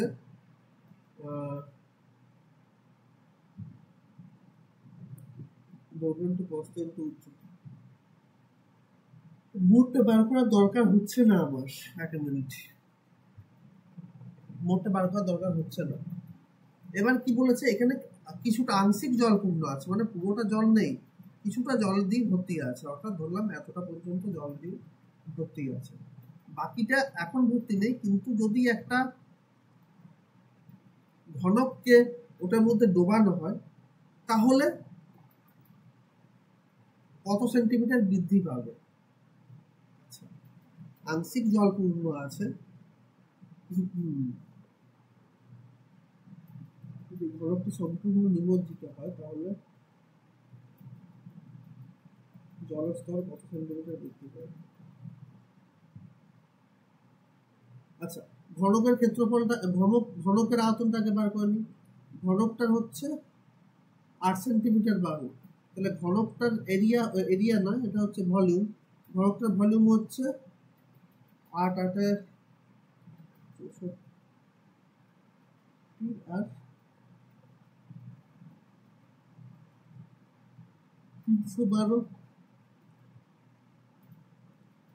312 তো হচ্ছে 8 সেন্টিমিটার করে যদি ডোবানো হয়, 312 হচ্ছে না 512, সরি 312 কেন, 512, সরি মিস্টেক। ঘনকটার ভলিউম হচ্ছে 512 কিউবিক ইউনিট, তাহলে এটা হয়ে যাচ্ছে কত, 512। কিন্তু এটা কতটা জলতল উঠবে এটা আমি কি করে বুঝবো, তার দৈর্ঘ্য জানি, প্রস্থ জানি, কিন্তু জলতল এখন আপাতত এই অবস্থায় আছে, জলতল এখন আপাতত এই পজিশনে আছে, এটা বাড়বে যদি ওই ঘনকটাকে ডোবানো হয়। আমরা জানি যে একটা জলের মধ্যে যদি কোনো একটা জিনিস ডুবিয়ে রাখা হয় তাহলে জলটা তলটা একটু উঠে যায়, তাহলে ঘনকটাকে যদি ডুবিয়ে রাখা হয় সেও কিছুটা জল তুলবে, কারণ আমরা ফিজিক্সে দেখেছি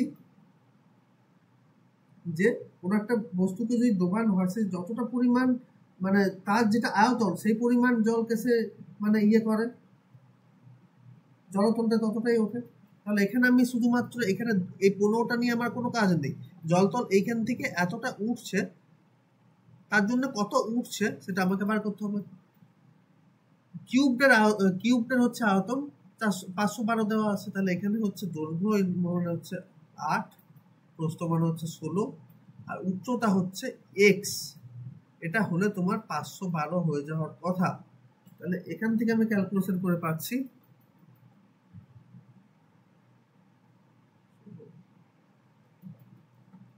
32 আর 4 12, মানে x ইকুয়াল টু 4 হয়ে যাচ্ছে। x ইকুয়াল টু কি হচ্ছে 4। তাহলে জলের যে তলটা সেটা কত সেন্টিমিটার উঠছে, জলের তলটা টোটাল 4 সেন্টিমিটার উঠছে, অর্থাৎ অপশন ভি হয়ে যাচ্ছে কারেক্ট অ্যান্সার।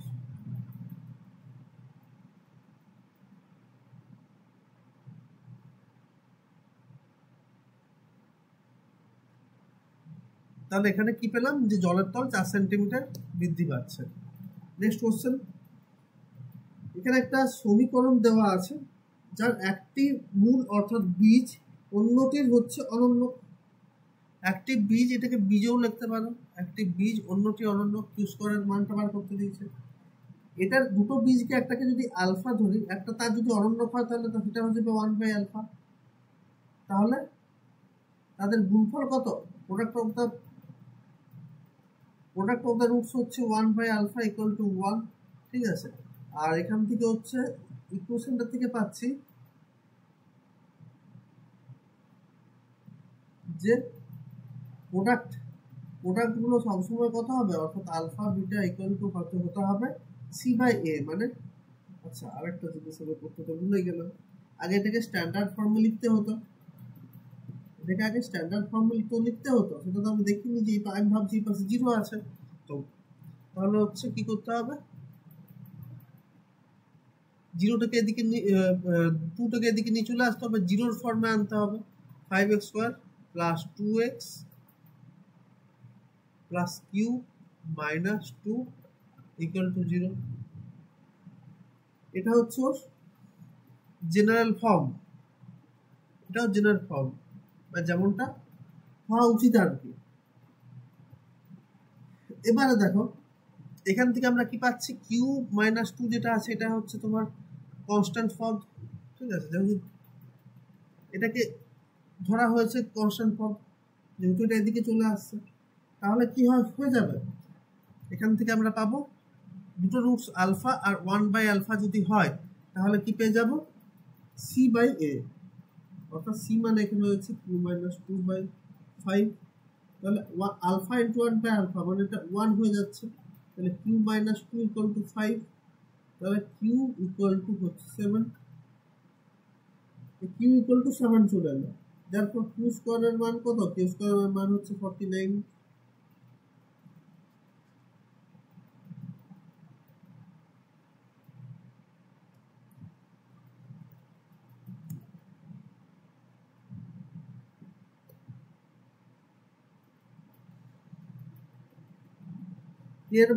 এর কোন মানের জন্য kx² plus 2x minus 3 equal to 0 দ্বিঘাত সমীকরণের একটি বীজ 2 হবে, এটা বলতে বলেছে।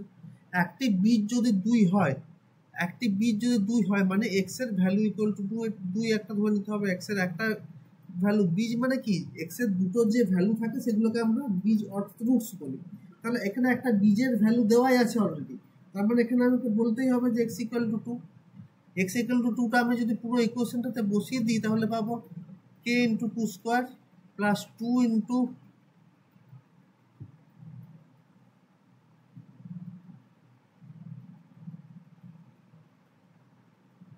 2 minus 3 equal to 0, k into 4 plus 4 minus 3 equal to 0,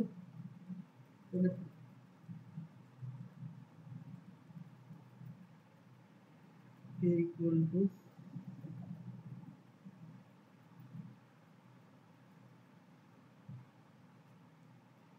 -1, 4k equal to -1, k equal to -1/4। x এর ভ্যালুগুলো জাস্ট বসিয়ে দিয়েছি, ঠিক আছে। x এর ভ্যালুগুলো বসিয়ে দেওয়ার পর সলিউশন করেছি, যেখান থেকে আমি k ইকুয়াল টু -1/4 পেয়ে গেলাম।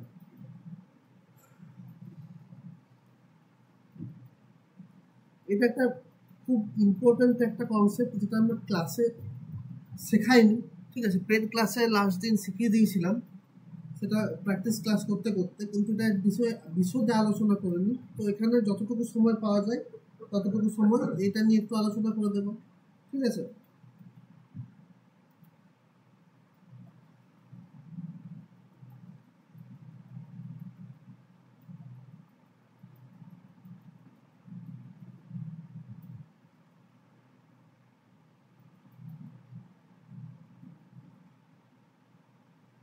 একটি পরীক্ষায় এবারে আসি, একটি পরীক্ষায় 52% পরীক্ষার্থী ইংলিশে ফেল করে, 46% অঙ্কে ফেল করে এবং 21% উভয় বিষয়ে ফেল করে। কত শতাংশ উভয় বিষয়ে পাস করে, এটা তোমাদের জানতে চেয়েছে। মানে এখানে দুটো, এটা আমাদের কনসেপ্ট হচ্ছে ভেন ডায়াগ্রামের কনসেপ্ট, ঠিক আছে। এটা আমি একটু টাইমটা একটু পজ রেখে তোমাদের করার সুযোগ দিচ্ছিলাম, যে অন্য কোনো প্রসেস তোমরা যদি করতে চাও করতে পারো, আর যদি না পেরে থাকো তাহলে আমারটা দেখো, ঠিক আছে। এখানে দুটো একটা ডায়াগ্রাম এঁকে নিচ্ছি, যেখানে একটা সার্কেল হচ্ছে তোমার ইংলিশে, যেখানে 52% ফেল করছে, ঠিক আছে। একটা হয়ে যাচ্ছে ম্যাথে, যেখানে 46% ফেল করছে, ঠিক আছে। এমন কিছু আছে যেটা হচ্ছে এই দুটোর মাঝামাঝি। এই দুটোর মাঝামাঝি মানে কি, যে ইংলিশেও এটার মাঝে, এটার ভিতর, এই গোলটার ভিতরে আছে, মানে ধরো কিছু জিনিস আছে, কিছু জিনিস লাল কালার করছে, কিছু জিনিস আছে যে এরকম জায়গাটাতে পড়ছে আর কি, এই জায়গাটার ভিতরে, এই জায়গাটার ভিতরে। তারা কি, তারা নিশ্চয়ই এই ফুটফুটের মধ্যে পড়বে। আবার এদিক থেকে কিছু জিনিস আছে যেগুলো হচ্ছে এদিকে এসে ঢুকছে, তার মানে এদিকেও কিছু হচ্ছে এর জিনিস পড়বে। তার মানে মাঝামাঝি যে জায়গাটা, এটা হচ্ছে কারুর মানে ইয়ে থাকে না। এবার হচ্ছে দেখো, এটা কারোর মধ্যেই থাকে না, ইংলিশের মধ্যেও থাকে না, ম্যাথের মধ্যেও থাকে না, ইংলিশের মধ্যেও থাকে না, ম্যাথের মধ্যেও থাকে না। তাহলে এটা কিসের মধ্যে থাকে? অ্যাকচুয়ালি ব্যাপারটা হচ্ছে, জিনিসটাকে আমরা দুবার লিখছি, ওই জায়গাটাকে ইংলিশের দিকেও আছে, সেই ওই পোর্শনটা তার জন্য লিখছি, ম্যাথের দিকেও আছে তার জন্য লিখছি। তাহলে যে কোনো একটা পর আমাদেরকে বিয়োগ করে দিতে হবে। এটাকে আমি ধরে নিচ্ছি এক্স। আচ্ছা, এটা 21% দেওয়াই আছে, এই 21% দেওয়াই আছে, মানে 20 উভয় বিষয় বলেছে, মানে এমন হবে না নিশ্চয়ই 52 + 21 এটা হচ্ছে ইয়েতে ইংলিশে, আর ম্যাথে হচ্ছে 46 + 21, এরকম তো হবে না। কারণ উভয় বিষয় পড়েছে মানে ম্যাথেও আছে আর ইংলিশেও আছে, মানে তারা দুটোতেই পাস করেছে, তারা হচ্ছে 21%। এরকম কেস হলে আমরা কি করব, এই কেসে কতজন আছে সেটাকে লিখব, এই কেসে কটা আছে সেটাকে লিখব, আর মাঝে যেটা ডবল লিখছি, এদিকেও আছে এদিকেও আছে, ডবল লিখছি, সেটা বিয়োগ করে দেবো। তো এখান থেকে আমি পাচ্ছি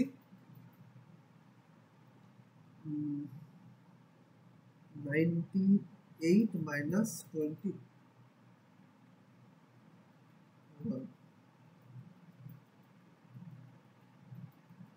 98 - 21, মানে কত পাচ্ছি, এটা হয়ে গেল, মানে এই ভিতরে পুরো পোর্শনটা, এই গোলটা মিলে মোট কত হলো, 19 - 21 হচ্ছে 77%। 77% কারা, যারা এই গোল হয় এই গোলটার ভিতরে আছে, আর না হয় এই গোলটার ভিতরে আছে। এই গোলগুলো অ্যাকচুয়ালি কি, এই গোলগুলো হচ্ছে এমন স্টুডেন্ট যারা হচ্ছে ফেল করেছে, সে ইংলিশে হোক ম্যাথে হোক ফেল করেছে। কিন্তু এমন কিছু স্টুডেন্ট তো আছে, এমন কিছু ছেলেপিলে তো আছে যারা হচ্ছে পাস করেছে, ঠিক আছে, উভয় বিষয়ে পাস করেছে, ঠিক আছে। উভয় বিষয়ে পাস করেছে মানে তারা, যারা হচ্ছে এই দুটো ফেলের দাগের মধ্যে পড়ে না, তারা একদম সম্পূর্ণ আলাদা, বাইরের দাগটাতে পড়ে, ঠিক আছে, তারা পাস করেছে। তাহলে টোটালটা যদি 100% হয়, টোটালটা যদি 100% হয়, তার মধ্যে যদি তুমি 77টা বাদ দিয়ে দাও, তাহলে 23% পেয়ে যাবে। তাহলে এখানে অপশন বি তোমাদের হয়ে গেল কারেক্ট অ্যান্সার। অপশন বিটা এখানে তোমাদের অ্যাবসলিউটলি কারেক্ট অ্যান্সার হয়ে গেল, ঠিক আছে। আশা করছি বুঝতে পেরেছো। 21টা কেন মাইনাস করলাম আরেকবার বলছি, 21টা ইংলিশের দিকেও আছে, ম্যাথের দিকেও আছে, মানে দুবার ওটাকে লিখে ফেলছি আমরা। দুবার লেখা তো যাবে না, এই যে তো এদিকে একবার লিখে ফেলেছি, ইংলিশের দিকেও একবার লিখে ফেলেছি, ম্যাথের দিকেও একবার লিখে ফেলেছি, দুবার লেখা তো যাবে না, একবার তো আমাকে যে কোনো একবার বাদ দিতে হবে, তার জন্য -21 করলাম। তাহলে ভিতরের যে পোর্শনটা আছে, এই যে গোলের ভিতরে যারা আছে, অর্থাৎ যারা পাস করেছে তাদের সংখ্যা হয়ে গেল, সরি যারা ফেল করেছে তার সংখ্যা হয়ে গেল 77%। ঠিক আছে, আর এমন কিছু স্টুডেন্ট আছে যারা হচ্ছে ওই গোলগুলোর মধ্যে পড়ে না, যারা গোলের বাইরে বক্সটার ভিতরে পড়ে। পুরো বক্সটাকে যদি আমি 100 ধরি, তাহলে ওই বক্সটার মধ্যে কতজন আছে, তাহলে 100 - 77 = 23 is the correct answer. Option number B, mark option number B. Next question, চিনির মূল্য 25% বৃদ্ধি পেয়েছে। সেই একই প্যানপ্যানানি অঙ্ক, একটা আমি পেট্রোল দিয়ে সেম অঙ্ক করেছি, মনে হচ্ছে আমি ভুল করে অঙ্কটা দিয়ে ফেলেছি। ঠিক আছে, এখানে হচ্ছে rate into consumption equal to হচ্ছে টোটাল কত খরচ হচ্ছে আর কি। তাহলে রেট হচ্ছে 100 থেকে 125 হচ্ছে, এটাও 125 থেকে 100 হয়ে যাবে, উল্টে যাবে। তাহলে শতকরা কত হ্রাস করতে হবে, 125 থেকে 25 করতে হচ্ছে, মানে 25 কমাতে হচ্ছে কতার মধ্যে, 125-এর মধ্যে, ইন্টু 100, 25 5 125 5 20, তো 20% কমাতে হবে।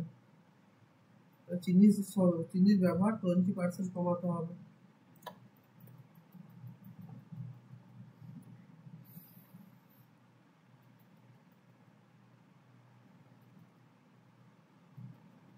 একটি শ্রেণীর 24 জন ছাত্রের মধ্য থেকে 20 জন একজন ছাত্র চলে যায় এবং ওই স্থানে একজন নতুন ছাত্র ভর্তি হয়। ছাত্রদের গড় বয়স পূর্বের তুলনায় 2 মাস বৃদ্ধি পায়। ঠিক আছে, নতুন ভর্তি হওয়া ছাত্রের বয়স কত?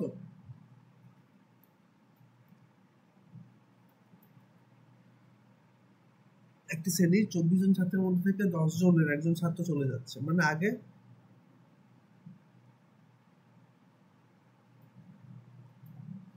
24 জন ছাত্রছাত্রী আছে যাদের গড় হচ্ছে 0.2 করে করে বেড়ে যাচ্ছে, যাদের প্রত্যেকের গড় 0.2 করে করে বেড়ে যাচ্ছে, কিন্তু সবাই থাকছে না। তো আমি গড় যেহেতু বলা হয়েছে 0.2 ইন্টু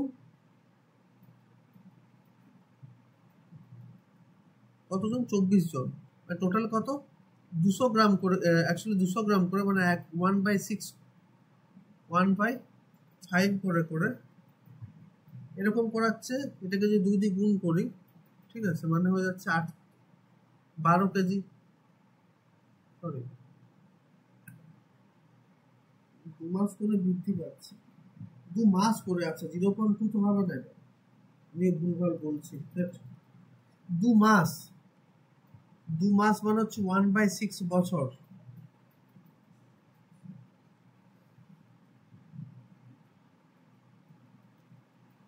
দু মাস সমান হচ্ছে 1/6 বছর। তাহলে যেহেতু 10 বছর ছেড়ে যাচ্ছে,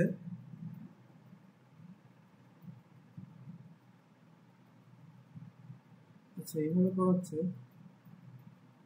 হ্যাঁ 2 মাস ইকুয়াল টু যদি 1 বছর মানে 1/6 বছর হয়, টোটাল 24 জন আছে, মানে 1/24 into 1/6 equal to 4 hours, 4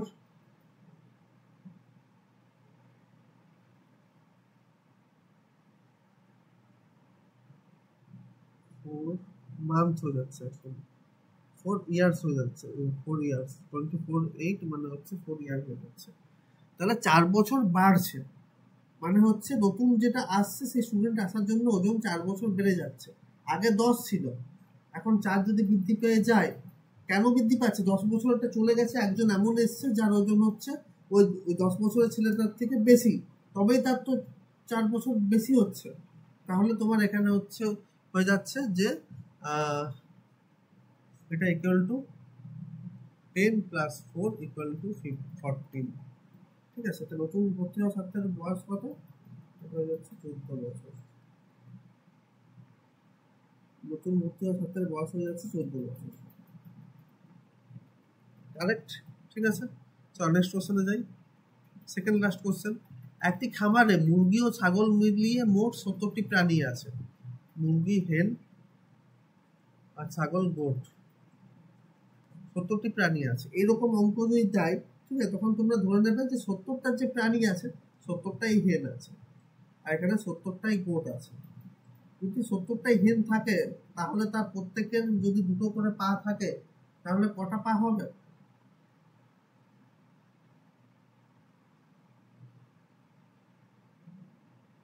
গোটও same ভাবে প্রত্যেক যে যদি দুটো করে পা, গোটের দুটো করে পার্ট থাকবে তাহলে গোটে 4টা করে পা থাকবে, তাহলে 70 × 4, আর হেডের দুটো করে পা থাকবে তাহলে 70 × 2। এখান থেকে পাচ্ছি 140, এখান থেকে পাচ্ছি 180। ঠিক আছে, এগুলো যদি 70টা করেই হেন থাকতো, 70টা করেই গোট থাকতো, তাদের মোট পায়ের সংখ্যা 180 হয়ে যাচ্ছে। 280, সরি, মোট পায়ের সংখ্যা 180 হয়ে যাচ্ছে। বড় থেকে ছোট বিয়োগ করলে হয়ে যাচ্ছে 40, বড় থেকে ছোট বিয়োগ করলে হয়ে যাচ্ছে 100। তাহলে ওই খামারে কতগুলো মুরগি আছে?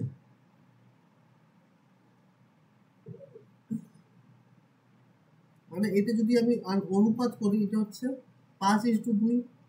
ঠিক আছে, ও 70টার মধ্যে কতগুলি মুরগি আছে, কতগুলো ছাগল আছে বার করতে পারবো।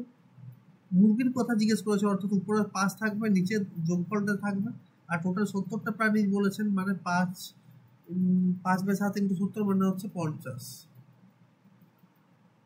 ওকে, থ্যাংক ইউ, আশা করছি বুঝতে পেরেছো। ঠিক আছে, এগুলো যেগুলো পেলাম এগুলো কি? এগুলো হচ্ছে মোট কিসের সংখ্যা? এটা হচ্ছে মোট মানে প্রাণীর সংখ্যা আর কি, সেটা হেনেই হোক গোটেই হোক। ঠিক আছে, ওই খামারে কতগুলি মুরগি আছে? 50টি মুরগি আছে ওই খামারে।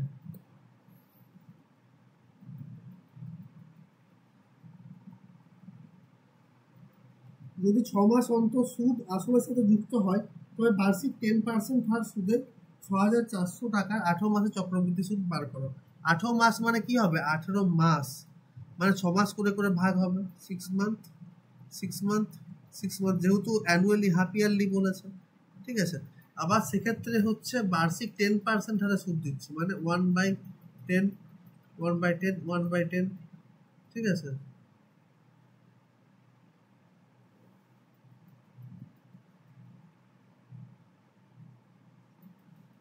তাহলে এখানে 18 মাসে চক্রবৃদ্ধি সুদ বার করতে দিয়েছে। 18 মাস মানে প্রথম 6 মান্থ হচ্ছে, প্রথম 6 মান্থে কি ছিল? 10 to 11 হলো, এটা হয়ে যাবে 10 থেকে 11। এমনি কতবার? 3বার, মানে 10 থেকে 11,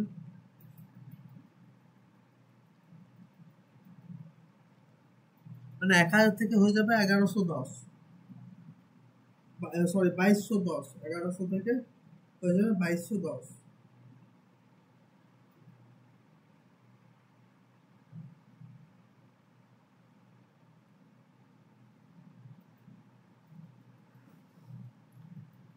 তাহলে কি মোট কত চক্রবৃদ্ধি সুদ কত হবে? 6,400 টাকার বলে দিয়েছে এখানে। ও হো, সরি, ভুল করেছি। 10% তো বলা আছে বার্ষিক, কিন্তু বার্ষিক হলে তো হবে না। 1 নাম্বার প্রথমে 18 মান্থ বললে দুটো কাজ করতে হবে। 1 নাম্বার 6 মান্থ করে করে ভাগ করলাম, ঠিক আছে, 6 মান্থ করে করে ভাগ করলাম। আর যেহেতু এটা বার্ষিক বলেছে তাহলে 6 মাসের ক্ষেত্রে নিশ্চয়ই কম হয়ে যাবে 6% হারে। ঠিক আছে, এখানে তোমার প্রিন্সিপালের সাথে হচ্ছে অ্যামাউন্টটা যোগ হবে 6% হারে, অর্থাৎ সরি 6% কেন হবে? 5%, 10%-এর হাফ হারে। যেহেতু দুবার করে ভাগ হচ্ছে তাহলে এটা রেটটাও হাফ হয়ে যাবে। তাহলে এখানে 20 থেকে 21 হচ্ছে, 20 থেকে 21 হচ্ছে, আবার 20 থেকে 21 হচ্ছে। তাহলে এটা হয়ে যাচ্ছে 8,000/9331 সামথিং, এটাই মনে হচ্ছে। আমি একটু কনফার্ম জানি না, দেখে বলে দিচ্ছি।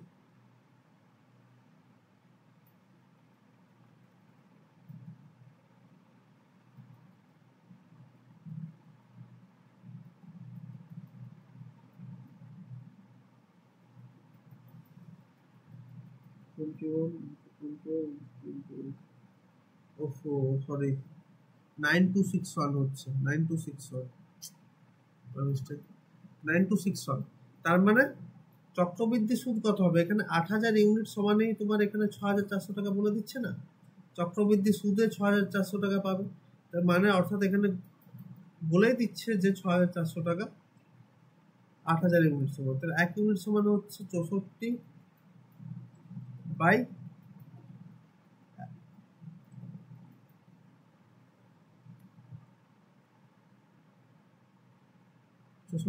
8000 1 ইউনিট সমান হয়ে যাচ্ছে 64 বাই 8000 আর তাহলে হয়ে যাচ্ছে 6400 বাই 8000 শূন্য শূন্য কেটে গেল 10 8 বাই 10 ইন্টু 100 যদি করে দিই আচ্ছা 8 বাই 10 মানে হচ্ছে 4 বাই 5 এটা হয়ে যাচ্ছে 4 বাই 5 এক ইউনিট সমান পেয়ে যাচ্ছে 4 বাই 5 এক ইউনিট ইকুয়াল টু 4 বাই 5 তাহলে এখান থেকে এখানে আসতে গেলে 1261 দিয়ে গুণ হবে ইন্টু 4 বাই 5 তাহলে 1261 ইন্টু 4 বাই 5 1261 ইন্টু 4 বাই 5 মানে হয়ে যাচ্ছে তোমার কত টোটাল ইন্টারেস্ট হচ্ছে 10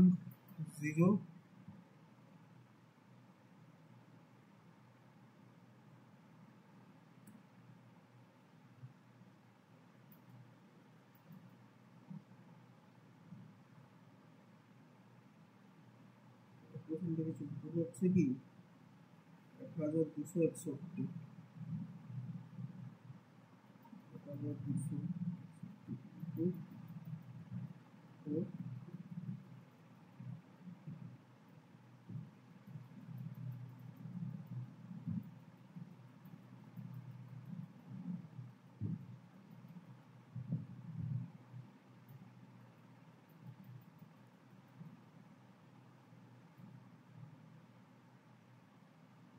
ক্যালকুলেশন থেকে সব ভুল করছে এখন দাঁড়াও এখানে বলেছে 6 মাস অন্তর দেও মানে 6 মান্থ করে করে 18 মাস মানে 6 মান্থ 6 মান্থ 6 মান্থ করে করে তিনবার হবে 18 মান্থ যেহেতু বলে দিয়েছে তারপর 10% করে যুক্ত হয় মানে 6 মান্থে কত বছরে যদি 10% হয় তো 6 মান্থে হবে 5% 5% মানে হচ্ছে 1/20 মানে 20 থেকে 21 হচ্ছে কবার তিনবার হবে 20 থেকে 21 আর 20 থেকে 21 অর্থাৎ এটা হয়ে যাবে 8000 এটা হয়ে যাবে 9261 ঠিক আছে অর্থাৎ 8000 টাকায় ইন্টারেস্ট পাচ্ছি 1261 রুপিস এটা হচ্ছে ইন্টারেস্ট 8000 টাকায় যদি 1261 পাওয়া যায় 1 টাকায় পাওয়া যাবে 1261 বাই 8000 ঠিক আছে তাহলে 6400 টাকায় পাওয়া যাবে 1261 বাই 8000 ইন্টু 6400 টাকারটাই বার করতে দিয়েছে শূন্য শূন্য কেটে গেল 10 আর 64 1261 ইন্টু 8 ডিভাইড বাই 10 কোশ্চেনে তো কিছু একটা ভুল আছে আচ্ছা ঠিকই করছিলাম আমি মাথাটা গেছে আমি তো ঠিকই করছিলাম আগের গুলোও ঠিক করছিলাম 1008.8 এটা কি এটা হচ্ছে আমার চক্রবৃদ্ধি সুদ এটা হচ্ছে ইন্টারেস্ট সুদ হবে না এটা চক্রবৃদ্ধি সুদ না এটা সমূল চক্রবৃদ্ধি জিজ্ঞেস করতে হতো আমাকে সমূল চক্রবৃদ্ধি কত হবে তাহলে 6400 মানে 6400 সাথে আমরা যোগ করব 1008.8 তাহলে হয়ে যাবে 7408.8 সেটাই ভাবছি কখন থেকে অ্যান্সার গুলো কেন মিলছে না ঠিক আছে এখানে ক্যালকুলেশনটা যদি ঢেকে গেছে তাহলে একবার আমি করে দিচ্ছি এই ক্যালকুলেশনটা তোমাদের ফটোটার নিচে ঢাকা হয়ে যেতে পারে 8000 ইউনিট সমান যদি 1261 হয়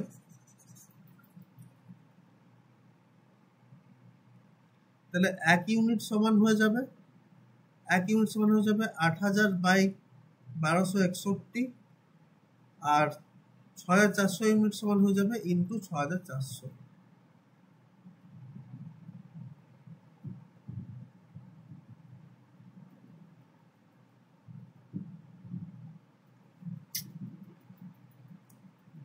বললাম, যাই হোক, এটা হচ্ছে তোমার 1 ইউনিট সমান 1261 বাই 8000, 1261 বাই 8000, আর 6400 মানে হচ্ছে এটার সাথে 6400 গুণ। ক্যালকুলেশন করলে পাচ্ছি 1008.8। ঠিক আছে, এটা যোগ করলে সমূল চক্রবৃদ্ধি বার করতে দিলে অঙ্কটা ঠিকঠাক হতো, কিন্তু এখানে আমরা ক্যালকুলেশনটা মানে ঠিকই করেছিলাম, কিন্তু কোশ্চেনটা পড়তে ভুল করেছিলাম, বা কোশ্চেনের লেখাটা ভুল ছিল। আমরা অঙ্কটা ঠিকই করছিলাম। তাহলে এখানে অ্যান্সার হয়ে গেল অপশন নাম্বার ডি 7408। তাহলে এটার সাথে আমাদের আজকের 20টা কোশ্চেন শেষ হলো। যদি ক্লাসটা ভালো লেগে থাকে তাহলে অবশ্যই তোমরা ক্লাসটা একটু শেয়ার করে দিও। ঠিক আছে, আর যদি ভালো লাগলো, বুঝতে পারলে কিনা সেগুলো কমেন্ট বক্সে জানিও। আর যদি কোনো কোশ্চেন থাকে সেগুলো কমেন্ট বক্সে করতে পারো। চলো, তাহলে আজকের মতো এই ক্লাসটা এখানে শেষ করছি। সবাইকে থ্যাংক ইউ ক্লাসটা অ্যাটেন্ড করার জন্য। প্রিপারেশন তোমাদের ভালো চলুক, আরও ভালো করে পড়াশোনা করতে থাকো। চলো, টাটা।